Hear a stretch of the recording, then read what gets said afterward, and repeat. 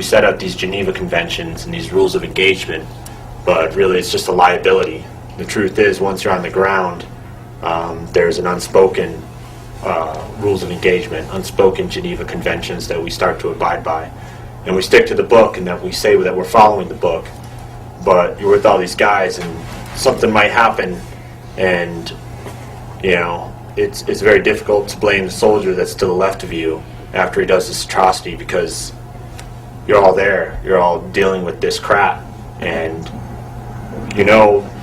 fundamentally it's not this kid's fault that he's there and doing these horrible things. You know that it's the policy and the fact that you're there all together that's what's wrong with this thing, and you wish you could take all of you and take him back home, but you're just stuck there. And he got up to our Humvees, and everybody hit the ground, and kids scattered. I think five of the little kids were killed in the blast, and just one of our soldiers were injured.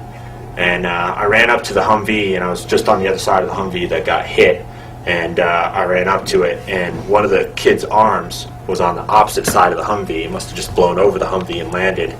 And I don't know why. I must have felt a little guilty about it, or just something was going through my mind, and I kicked it under the Humvee just to kind of get rid of it. Maybe I didn't want anybody else to see it. And I kicked it underneath the Humvee when I got there. And I was checking out our guys, and then we started doing triage on the little kids, and the medics finally came in, and I kind of backed up. And it took almost hours to just clean all this crap up. And, a lot of the guys were just laughing about it, about the way the kids blew up, and you just learn to laugh at some horrible stuff when you're at war. It must be just a psychological way of dealing with something so horrific that you learn to laugh at it. But they cleaned all this up. We got the bodies gone and put them in bags and stuff, and after they left, it was about 15 minutes later, I remembered the arm underneath the Humvee, and I was like, oh shit, they just took these kids away, and they cleaned it all up, and this arm was still there. And I looked under, and I got the arm out, and I showed it to my sergeant, and he pointed over at the trash pile, and I was like, I'm not going to throw this kid's arm away, we should figure out who it belongs to. And the guy took the arm and walked it over to the trash pile, threw it on the trash pile. And that was that. So it's just a very skewed environment. People, you just lose your mind. You don't know how to deal with things properly. And we kick off on after all the firing was done, we kick off on little missions and just kind of raid the house. We kick in the front door, look through the area, just turn the place over.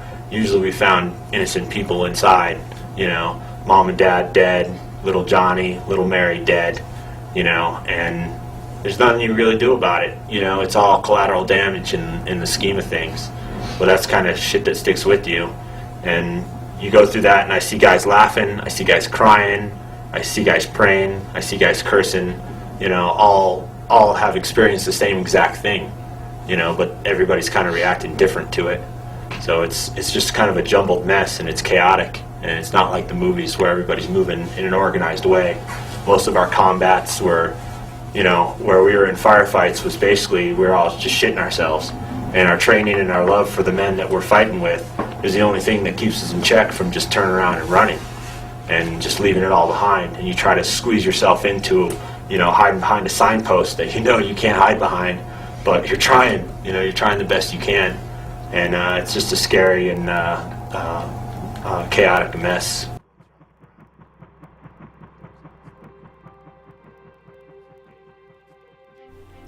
Hello and welcome. I want to talk in this video about the rising prevalence of post-traumatic stress, drug addiction, and suicide among male soldiers, and how these issues are failing to be addressed, and the dire consequences this has for men and their families. The current school of thought is that upwards of 20% of veterans of Iraq and Afghanistan are suffering PTSD. But military doctors and therapists, they believe the number of those affected to be far higher. As a recurring theme is, these men, they don't seek help. Of course, stigma, fear and prejudice, they play a large role in this. And it's estimated that half of these men experiencing PTSD, they never receive treatment. And those that do seek help, only a small number actually receive proper treatment. would like to believe that bias against men is not a factor in the military. But in reality, it's widespread.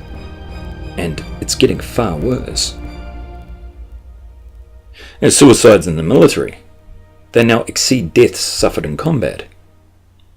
And suicide rates of military personnel and veterans, they've risen exponentially. And the suicide rates, they fell last year, but they're still 3 times what they were in 2001. And this increase in suicides, it came smack bang in the middle of a suicide prevention campaign, and during an increase in resource provision to essentially assist personnel and their families. So the question is, what's going wrong? I've had the experience of working with men who served in the military. I've worked with them in group therapy and also in everyday life. And these are veterans from Iraq and Afghanistan. And by their accounts, it's the worst it's ever been over there. The sheer scale and brutality of the combat, it's extreme. So in turn are the psychological wounds. And there's no way to know how a man will react to trauma, because every man is different. And it doesn't matter what training you receive. When you're in the field for the first time under fire, you couldn't be prepared psychologically to deal with what you experience. It's impossible. A veteran I knew, he stated his first firefight was just like being spat out the end of a lawnmower. The intensity and the violence, it's unimaginable unless you've actually been through it. And the more combat you experience, it gives you an idea of what you'll experience going forward. But it doesn't make it any less traumatic. And your reaction to that situation, it'll be governed by a natural response, fight or flight. But the new trend from military top brass, it seems to be blame the victim. That a soldier's family history, a soldier's social status, his mental and genetic makeup, determine whether that soldier experiences PTSD. And this perception is a real cause for concern. In 2008, the Pentagon, they put out a study. They analysed the records of over 1 million soldiers who suffered mental health issues while serving. And the study's conclusions suggested what caused these soldiers to take their own life was their personality makeup. That unresolved issues from their past led to conditions like depression. And because of poor coping skills and a lack of personal resilience, led them to be more susceptible to PTSD. And it was also suggested that because of their weak constitution and their impulsiveness, they'd be more likely to be aggressive and to act out, causing suicide. Now, where have we heard that before? Now, contrary to popular opinion, male aggression doesn't lead to suicide. Now, the fact is, we don't know what causes PTSD. The human brain, it's complicated. So, it's just conjecture at this point in terms of causality. It's simply passing the buck. A case in point was General Raymond Odierno. But for sake of argument, we can just call him General Oder if you like. General Oder, he stated recently that how a soldier deals with stress is due to that soldier's intestinal fortitude and his mental toughness. Now, I can understand wanting to find a root cause, as suicide rates, they're skyrocketing. But assigning blame to a man's genetic makeup is bullshit. The most difficult thing for a man suffering PTSD is accepting he has no control over the symptoms he's experiencing. To admit that, it flies in the face of a lifetime of societal messages and perceptions that men are always in control and are impervious to trauma. So, assigning blame to these men, it's wrong. It's not a man's fault. We have to understand the reality these men are faced with and what they're subjected to from combat, from society, and from the military, and how they're being failed. And speaking from personal experience, I never served in the military, but I suffered a trauma a few years ago. And it was no one's fault what happened, but I was in an induced coma. For 3 weeks, I was hooked up to a heart-lung respirator, and I had a minimal chance of survival, but I made it. Of course, my muscle mass had deteriorated, and I had to undergo extensive rehab to walk and function again. I'm back to full functionality now, but I had my fair share of scars from what happened. But the physical trauma, it was nothing compared to the mental trauma. I remember it. I'd suffer flashbacks. I'd go into floating phases. I had nightmares. I'd wake up in a panic, convinced I was suffocating. I was terrified of my surroundings. I'd lash out at people. I'd avoid crowds. And I became emotionally numb. I couldn't stand to be touched by anyone. And the girl I was with, I couldn't even kiss her. Because I'd feel I was suffocating. And I got increasingly paranoid, and I was distrustful of people. And all the while, I told myself I was fine, and I had a handle on this. And I recognized the symptoms, but I still wouldn't allow myself to admit I was not in control of what I was experiencing. And it finally took a friend of mine, who was actually a Vietnam vet, to actually get me to accept reality. And he introduced me to a group of veterans who essentially experienced post-traumatic stress, and they helped me work through it. But I kept trying to minimize my symptoms when I was around these men. I felt it was like comparing a sprained ankle to an amputated leg. My trauma felt insignificant next to theirs, but I needed to accept my reaction to this trauma. I needed to accept it was valid, and that it needed to be addressed. And since then, I've worked with a number of ex-soldiers, and their experience of PTSD, it's compounded on a number of levels. Reintegrating back into society after deployment, it can be incredibly difficult, and sometimes next to impossible. And as hellish as combat is, at least in their unit, they were supported. And all the men I've worked with stated that if they were given the opportunity to return to active service, they'd take it. The reason they give is because they miss the brotherhood that they had over there with other men. The bad times, the good times, the downtime. They were all in it together. And we don't have that in society. Men are isolated to begin with. And we're all taught to distrust and hate other men and masculinity. And trauma only intensifies this. And soldiers, they feel alienated when they come home. A man, he's lost his sense of self, who he was before he left. And in some cases, his family, they've changed to adapt to him leaving. So family, they can literally feel like strangers. And combine this with PTSD and a lack of viable support structures, and we're setting that man up to fail. A great deal of focus, at least in the public arena, has been placed on assisting veterans. But fear and stigma, they still remain. And many veterans, they feel, and quite rightly so, that if they speak up, they'll be seen as a liability and be discharged. They'll be labelled genetically dysfunctional. And this fear is valid.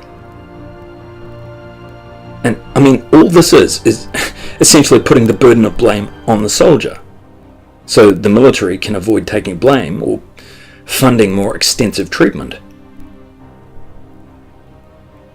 And the mental health services for veterans, they're barely minimal. And if you're lucky, you might get a few minutes with a mental health worker every few months. Just enough time to adjust or refill a prescription bottle. A lot of soldiers, they're in chronic pain, combined with PTSD and other mental health conditions.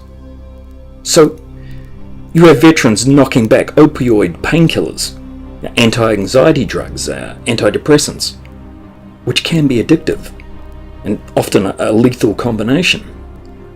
especially with the dosages being shelled out to veterans. And really, exactly how do addictive drugs treat mental illness? And opioid painkiller prescriptions for veterans, they've risen by 287% between 1999 and 2012. And accidental overdoses among veterans, it's nearly twice that of the US population. And this statistic, it's discounting those veterans who aren't enrolled with the VA. So the number is going to be far higher. So someone somewhere is making a lot of money out of these drugs. And we can guess who. And in terms of applying for disability, it can take years to process. And many applications are unsuccessful. And as you can imagine, suicide attempts, drug addiction, relationship breakdowns, homelessness, they're all common during this period, when soldiers, they're trying desperately to find some sense of self, to reintegrate back into society. And there's a time gap after a soldier arrives home and before he receives his first treatment. It can be anywhere from up to 6 months or more. And early intervention, it's key to recovery and stability. And treatment, it needs to go beyond prescribing lethal and addictive drugs. You have men, they're not willing to, or they're not ready mentally to leave the service and return to society. So when they get back, they fall apart, then face a black hole of addiction, of blame, and abandonment. In therapy, it needs to be comprehensive and specific to that individual. But this is very rarely the case. Many veterans, they wait years before they finally seek help. And PTSD, by its very nature, is delayed in onset. And by this stage, it can be too late. And they're afflicted with chronic conditions. They can't function in society. They can't hold down employment, or they're living on the streets. They've been sent into hell, spat out and disregarded by their country. And the blame has been put squarely on their shoulders for their own suffering. And they're wrestling with guilt and shame, crushed under the weight of a stigma that prevents them from moving forward with their lives. And the betrayal is real, and they can't connect. They're in pain mentally and physically, being fed copious amounts of narcotics so they'll stay pacified. And they can't admit their condition because they'll receive judgment that may jeopardize their future. And then we wonder why these men don't reach out. The answer is obvious. And in terms of treatment, cognitive therapy, prolonged exposure therapy, along with group therapy, it's very beneficial to veterans. And it's a painful and grueling process. And I know because I've done it myself. But desensitizing yourself to memories and using flooding techniques, essentially flooding your mind with images of the trauma you experienced, it can help reduce symptoms. And group therapy, it creates a network of support and a safe place for men to share and work through their pain. And being around other men who understand your trauma and who aren't going to point the finger at you can help you build your trust again. They can help to make sense of it all, and it helps in regulating and identifying your emotions and your triggers, so a soldier can finally move forward with his life. And patriotism, it can't just stop with waving the flag and sending men into the front lines as cannon fodder. Now, on the battlefield, the motto is never leave a brother behind. And society seems to forget these men never leave the battlefield unless society takes accountability and helps these men. Anyway, that's all I wanted to discuss tonight, but I know I have some subscribers that are veterans, and I would welcome your comments on this video and encourage you to share your experience. It's a subject that needs far more focus. And other men that have suffered PTSD, feel free to share. It's time to lift the lid on male suffering. I'm tired of men's pain being disregarded. Anyway, I want to thank you for your time. And as always, keep on trucking. Thank you.